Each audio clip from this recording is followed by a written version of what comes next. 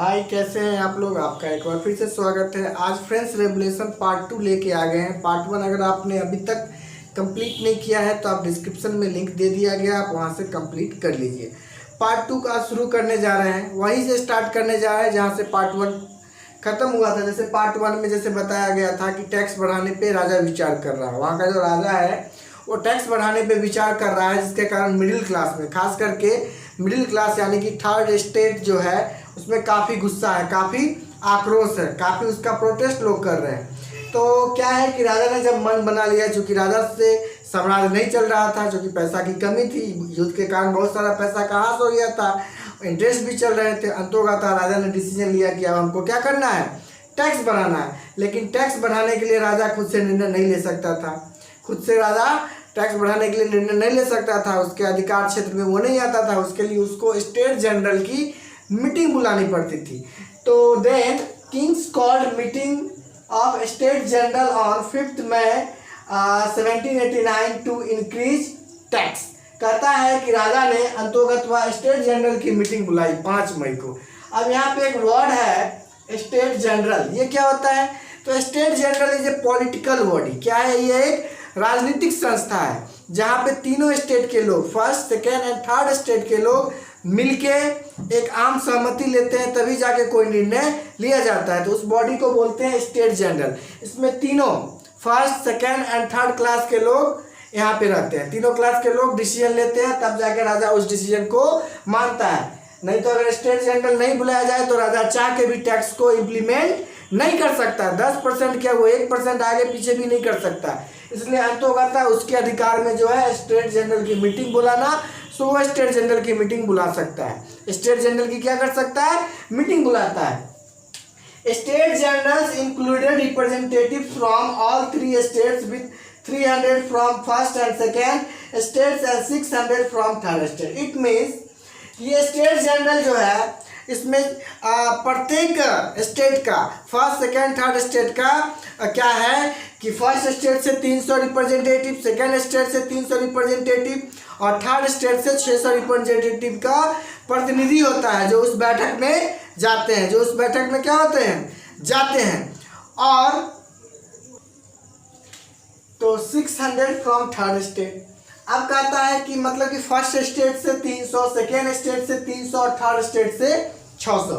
अब ये जो थर्ड स्टेट में है, थर्ड स्टेट में सभी लोग आते थे, यानी कि मिडिल क्लास में जितने सारे लोग होते थे उसके 600 प्रतिनिधित्व थे। क्योंकि थर्ड स्टेट में भी जो लोग थे उसमें भी गरीब थे और अमीर थे।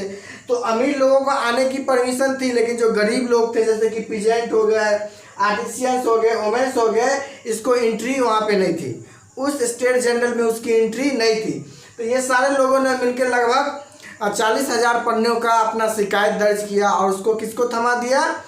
थर्ड स्टेट वाले लोगों को, जो कि उस शिकायतों को लेके राजा के पास गए थे कि उसका हम रिप्रेजेंट करेंगे उनकी शिकायतों को और राजा को मानना होगा। तो यहाँ पे क्या होता है कि थर्ड स्टेट में क्या क्या लोग थे, मेंबर्स थे, merchants, businessman, peasants, artisans, womens were denied entry. खास करके पिजेंट, आर्टिसियंस, वोमेन की एंट्री वहाँ पे नहीं थी। अब क्या होता है कि इस स्टेट जनरल में जो पहले से परंपरा थी कि जितने भी 3 स्टेट है सबका एक एक वोट मान्य होगा, सबका एक एक वोट मान्य होगा। ऐसा ही पहले से वहाँ परंपरा थी। लेकिन क्या होता है कि each state had 1 vote but third state representative demand that each person should have 1 vote but king refused. अब यहाँ पे क्या होता है कि थर्ड स्टेट के जो लोग हैं वो राजा को बोले कि जो पहले से चल रही है परंपरा आप उसको बदल दीजिए और प्रत्येक व्यक्ति को वोट देने का अधिकार दीजिए। यहाँ पे जैसे कि पहले क्या था कि हर स्टेट का एक वोट होगा, तो इस तरह से टोटल 3 वोट। लेकिन क्या है कि 3 वोट में क्या होता है कि फर्स्ट स्टेट और सेकेंड स्टेट का 2 वोट हो जाता है और थर्ड स्टेट में 1 वोट। तो पलड़ा भारी हो जाता है फर्स्ट और सेकेंड का, चूँकि अगर टैक्स बढ़ेगा भी तो बोझ पड़ेगा। सिंपल सी बात है, थर्ड स्टेट के लोग यानी कि मिडिल क्लास के लोग, फर्स्ट क्लास और सेकंड क्लास के लोग तो टैक्स देते नहीं है। तो सीधा असर किस पे पड़ने वाला था? मिडिल क्लास पे पड़ने वाला था। इसलिए मिडिल क्लास ने कहा कि उस परंपरा को बदल दीजिए और जितने सारे रिप्रेजेंटेटिव है सबको वोट देने का अधिकार। दैट मीन्स फर्स्ट और सेकंड मिला के भी 600 और थर्ड स्टेट मिला के भी 600। अब ये सारे मिलके यानी कि 1200 प्रतिनिधि मिलके जो डिसीजन लेंगे वो आगे किया जाएगा। लेकिन राजा ने उसको मानने से क्या कर दिया, बट किंग्स रिफ्यूज, मानने से इनकार कर दिया। जैसे राजा ने मानने से इनकार कर दिया, then on the 12th June representative of third states met in hall of indoor tennis hall and declared themselves national assembly।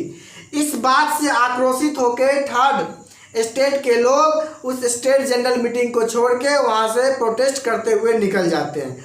और 20 जून को सारे प्रतिनिधि 600 प्रतिनिधि जो थे थर्ड स्टेट के वो टेनिस हॉल के पास पहुँचते हैं और अपने आप को नेशनल असेंबली घोषित कर देते हैं। क्या कर देते हैं, नेशनल असेंबली घोषित कर देते हैं। They started drafting constitution to limit kings power. आप कहते हैं कि जब तक कि राजा हमारी बातों को नहीं मान लेता है तब तक हम अपने बात पे अडिग रहेंगे, ऐसा बात थर्ड स्टेट के बाद। और उन्होंने कहा कि अब हम लोग ड्राफ्टिंग कॉन्स्टिट्यूशन बनाएंगे जिसमें राजा की जो शक्ति होगी वो लिमिट होगी। क्या होगी, लिमिट होगी। ऐसा करते हुए वहां से निकल जाते हैं और 20 जून को टेनिस हॉल के पास अपने आप को नेशनल असेंबली घोषित करते हैं। नेक्स्ट देखते हैं, they were led by Mirabeau and Sieyes. Mirabeau was the noble and Sieyes was the priest. अब कहता है कि थर्ड स्टेट में जो ये सारे लोग टेनिस हॉल में पहुंचे थे। अब यहाँ पे एक अजीब बात है कि ये जो मीरबाई है और अवेसियाज जो है कहीं ना कहीं ये फर्स्ट स्टेट और सेकेंड स्टेट से बिलोंग करता है, लेकिन सपोर्ट किसको कर रहा था, थर्ड स्टेट वाले को, क्योंकि कहीं ना कहीं इस दोनों व्यक्ति को फेडरल सिस्टम से काफ़ी नाराजगी थी। था फर्स्ट और सेकेंड स्टेट का बंदा, लेकिन सपोर्ट किसको कर रहा था, थर्ड स्टेट वाले को। और ये अबू सियाज जो था एक पादरी था और मीर बाबू जो था वो कुलीन वर्ग में फैमिली में पैदा हुआ था। अब कहता है कि नेक्स्ट उसके बाद क्या होता है, सपोर्ट के बाद कहता है एक तरफ तो थर्ड स्टेट वाले while national assembly was busy, कहता है कि वो लोग तो नेशनल असेंबली बनाने में, उसकी कॉन्स्टिट्यूशन बनाने में बिजी है। दूसरी तरफ पूरे फ्रांस में क्या था, आक्रोश का माहौल फैल रहा था। अब आक्रोश का माहौल क्यों फैल रहा था, तो दो वजह थी। पहला, due to bad harvest price of food products become very high. कहता है कि खराब उपजाऊ के कारण एक तो भोजन अनाज के दाम बढ़ रहे थे, इस वजह से लोगों में माहौल गर्म था। दूसरी तरफ टैक्स भी बढ़ रहा था, उस कारण से भी माहौल गर्म था। और दूसरी बात कि ब्रेड के दुकान, जो बेकरी बिस्किट की दुकान होती थी, वहाँ पे लंबे कतारे लगे होते थे और दुकानदार लोग क्या करते थे अपने शॉप में, peoples who were in line to buy breads got angry and storm shop. कहता है कि जितने भी दुकानदार थे अपने यहाँ जमाखोरी करने लगे, ब्रेड का क्या करने लगे, जमाखोरी करने लगे, जिसके कारण और भी ब्रेड का प्राइस बढ़ने लगा ताकि उसको अधिक से अधिक मुनाफा हो। इस कारण से भी लोग अत्यधिक क्या थे, क्रोधित थे। अब आगे देखते हैं, the king commanded troops to move into the city. इस माहौल को शांत करने के लिए राजा ने अपने सारे सैनिकों को सिटी में भेज दिया, जैसे कि मैंने फर्स्ट पार्ट में बताया था कि जब सिटी में भेजता है तो और भय का माहौल बन जाता है। तो 7000 लोग कैसे वेस्ट वैली में पहुंच जाते हैं और कमांडर को मार देते हैं और वहाँ का सारा वेपन्स अपने कब्जा में ले लेते हैं आत्मरक्षा में। तो वही चीज़ होता है। On 14 July crowd storms and destroy Bastille. वहाँ पहुँचता है क्राउड, 7000 का क्राउड, और पूरे बास्टिलिक को बर्बाद कर देता है, निस्ते नाबूद कर देता है। और एक और चीज़ क्या होती है कि उसी समय rumours spread in countryside that lords have hired bands of brigands to destroy ripe crop. एक और भी अफवाह फैल जाती है, एक तो पूरे फ्रांस में और पूरे देहात में कि जितने भी जमींदार हैं उसने डकैतों को, चोरों को बुला लिया है और हमारे जो पके हुए अनाज है उसको वो बर्बाद कर देगा। ऐसी अफवाह पूरे देहाती इलाका में फैल जाता है। इस कारण से क्या करते हैं, due to fear peasants with hoes and pitchforks attack chateaux. कहता है इस कारण से आक्रोशित किसान लोग जो है कुदाल लेके, खुरपी लेके जितने भी कुलीन वर्ग के फर्स्ट स्टेट के जो महल है वहाँ पे क्या कर देते हैं, अटैक कर देते हैं। अटैक करने के बाद वहाँ पे जितने भी अन्य परे होते हैं उसको लूट लेते हैं, और जो भी लोन संबंधी जो भी कागजात होते हैं उसको जला के राख कर देते हैं। आप देखते हैं कुछ पॉइंट्स और है, उस पर हम चर्चा करते हैं। आप इसका एक बार स्क्रीनशॉट ले लीजिए, फिर देखते हैं।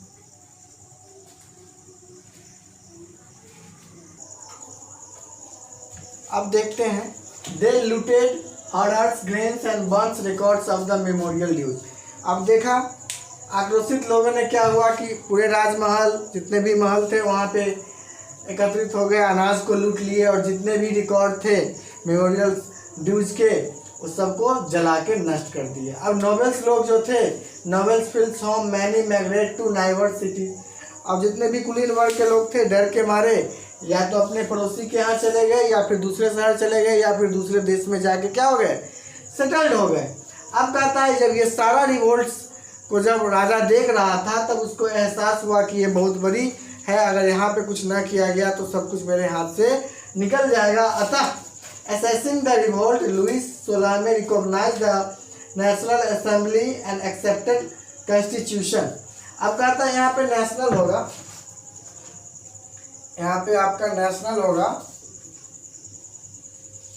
अब कहता है कि इस रिवोल्ट को देखते हुए लुई सोलामे ने नेशनल असेंबली को मान लिया और कॉन्स्टिट्यूशन का भी पालन करना स्टार्ट किया।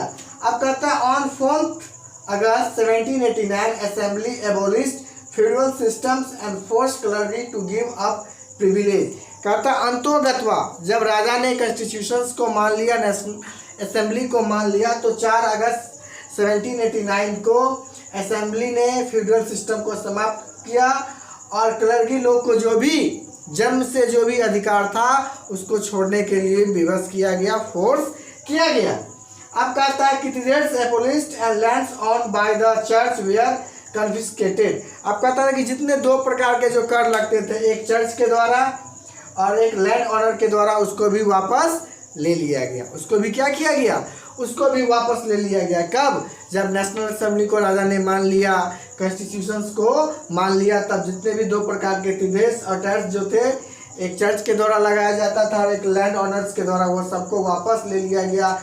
फेडरल सिस्टम को ख़त्म कर दिया गया। जो भी विशेष अधिकार दिया गया था फर्स्ट क्लास और सेकंड क्लास के लोगों को, उसको उससे ज़बरदस्ती फोर्सपूर्वक कहा कि आप उस अधिकार को छोड़ दीजिए। ठीक है, मतलब कि कहीं ना कहीं अब कॉन्स्टिट्यूशंस की क्या हो गई, शुरुआत हो गई। अब national assembly completed draft of constitution in 1791। अब कहता है कि अंततः 1791 में नेशनल असेंबली का ड्राफ्ट कॉन्स्टिट्यूशन बन के तैयार हो गया and power was assigned to the different institutions legislature, executive and judiciary. इस तरह से शक्ति का आपस में टकराव ना हो, इसके लिए 3 भागों में विभक्त कर दिया गया।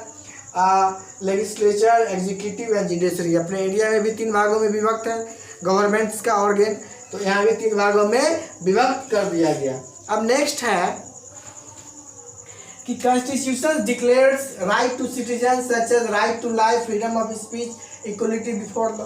अब कहता है कि जब कॉन्स्टिट्यूशन लागू हो गया तो चाहे वो फर्स्ट क्लास हो, सेकेंड क्लास हो या फिर थर्ड क्लास हो, सबके लिए क्या हो गया, नियम बराबर हो गए। सबको राइट टू जीने का अधिकार मिल गया, बोलने का अधिकार मिल गया, सबके लिए कानून, सबके नज़र में, कानून की नज़र में ऑल पीपुल्स आर इक्वल्स हो गए। तो ये सब कहीं ना कहीं नेशनल असेंबली के कारण और कॉन्स्टिट्यूशंस के कारण हुआ।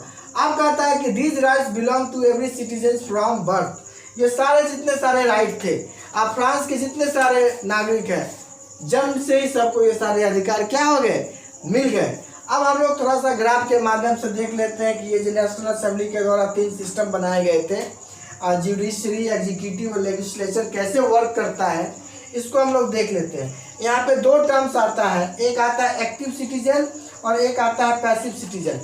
एक्टिव सिटीजन उसको बोलते हैं, एक चीज़ इसमें यह है कि एक तो कॉन्स्टिट्यूशन बन गया, लेकिन यहाँ पे वोट देने का जो अधिकार था सिर्फ और सिर्फ वैसे लोगों को दिया गया जिसकी उम्र 25 साल से ऊपर हो। कंडीशन था, ये क्या था, ये एक टर्म एंड कंडीशन था कि जिसकी उम्र 25 साल से ऊपर हो, जिसकी उम्र 25 साल से ऊपर हो और 3 दिन की मजदूरी इतना टैक्स जमा करता हो, सिर्फ उसको ही वोट देने का अधिकार मिला। Only main not female, only main को, मर्द को ही दिया गया, आदमी को ही दिया गया, ठीक है। और बाकी जो लोग बच गए उसको हम लोग पैसिव सिटीजन बोलते हैं, जिसमें आपका बच्चे आ जाएंगे, 25 साल से कम उम्र के व्यक्ति आ जाएंगे, वोमेन्स आ जाएंगे, ठीक है। तो ये था सिस्टम। अब कहता है कि एक्टिव सिटीजन की संख्या थी लगभग 4 मिलियन और पैसिव सिटीजन की संख्या थी लगभग 3 मिलियन, यानी कि 40 लाख के आसपास।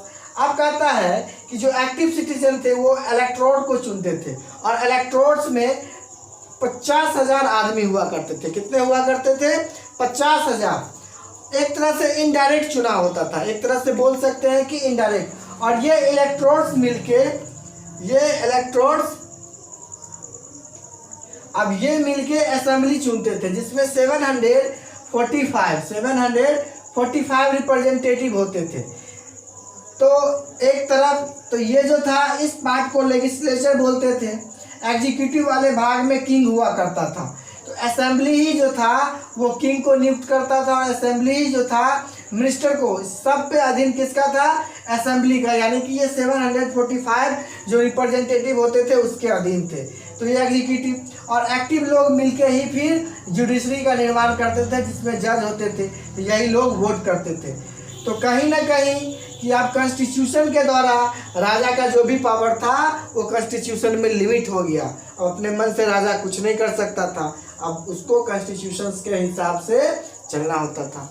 तो ये था, मैंने आपको बताया। अब इस टोटल इवेंट्स के बाद आगे क्या होता है हम उसको पार्ट 3 में कवर करेंगे। तो अभी तक पार्ट 1 और पार्ट 2 अच्छे से कंप्लीट हो गया है। आप उसको अच्छे से रीड करें, रीड करने के बाद उसको सॉल्व करें, डेट्स को हाईलाइटेड करें, अच्छे से रीड करें, पढ़ें, क्वेश्चंस बनाएं। आप इसका एक बार स्क्रीनशॉट ले लीजिए और बहुत जल्द हम पार्ट 3 लेके इसका आएंगे। Thanks for watching.